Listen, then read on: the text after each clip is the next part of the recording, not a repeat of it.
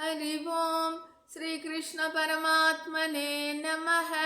अथ द्वादशोऽध्यायः. இன்னைக்கு நம்ம பக்தி யோகம் முழுசும் ஒரு தடவை ரிவைஸ் பண்ணி பார்க்கலாம். ஓகேவா? சொல்லுங்க. ஏவம் சததயுக்தாயே பக்தாஸ்வாம் பர்யுபாசதே ये चाप्यक्षरमव्यक्तम् तेषां के योगवित्तमाः मय्यावेश्य मनो ये मां नित्ययुक्ता उपासते श्रद्धया परयोपेदास्ते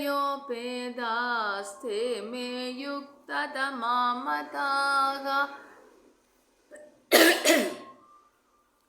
ये त्वक्षरमनिर्देशम् अव्यक्तं पर्युपासते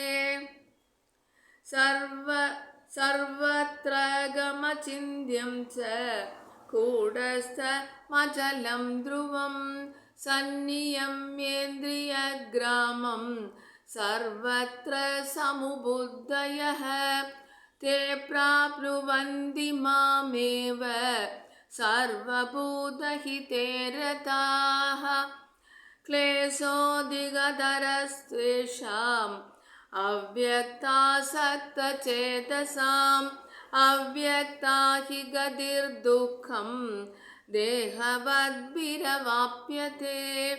ये तु सर्वाणि कर्माणि मयि सन्न्यस्य मत्पराः अनन्यैनैव योगेन मां ध्यायन्त उपासते तेषामहं समुद्धर्ता मृत्युसंसारसागरात् भवामि न चिरात् पार्थ मय्यावेशितचेतसाम्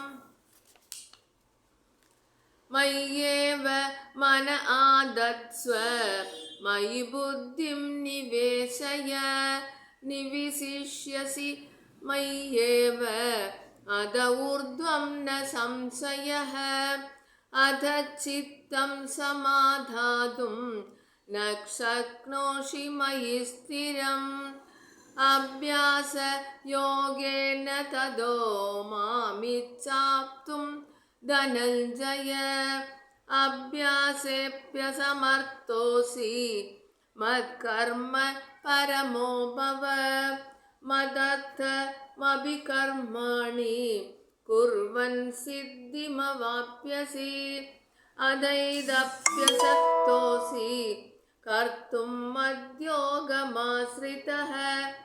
सर्वकर्मफलत्यागं तदकुरु यदात्मवान् श्रेयो हि ज्ञानमभ्यासात् ध्यानादाध्यानं विशिष्यते ध्यानात् कर्मफलत्यागम् अस्त्यागात् शान्तिरनन्तरम् अद्वेष्टा सर्वभूतानां मैत्रः करुण एव च निर्ममो निरहङ्कारः समदुःखः सुखक्षमी सन्तुष्ट सततं योगी यदात्मा दृढनिश्चयः मय्यार्पितमनो बुद्धिर्मय्या मद्भक्तसमे प्रिया मय्यर्पितमनो बुद्धिर्यो मद्भक्तसमे प्रियः यस्मान्नोद्विजते लोको नोद्विजते च यः हर्षामर्षभयोद्वैर्गैर्मुक्तो य स च मे प्रियः अनपेक्षसुचिर्दक्ष उदासीनो गतव्यतः सर्वारम्भपरित्यागी यो मद्भक्तसमे प्रियः यो न हृष्यति न द्वेष्टि न शोचति न काङ्क्षति शुभाशुभपरित्यागी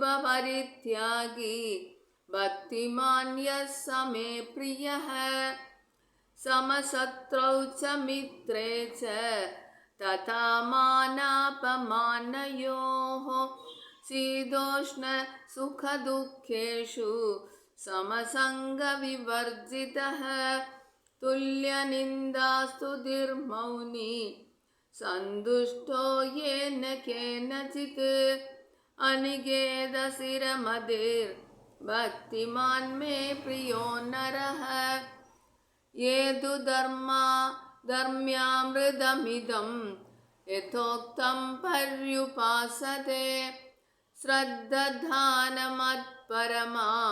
भक्तास्ते तीव मे प्रियः हरि ओम् इति श्रीमद्भगवद्गीतासु ब्रह्मविद्यायां योगशास्त्रे श्रीकृष्णार्जुनसंवादे भक्तियोगो नाम द्वादशोऽध्यायः समाप्तम.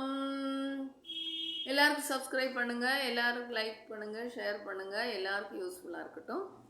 நாளையிலேருந்து த்ரயோதசோத்தியாயா நம்ம படிக்கலாம். சரியா? ராம் ராம்.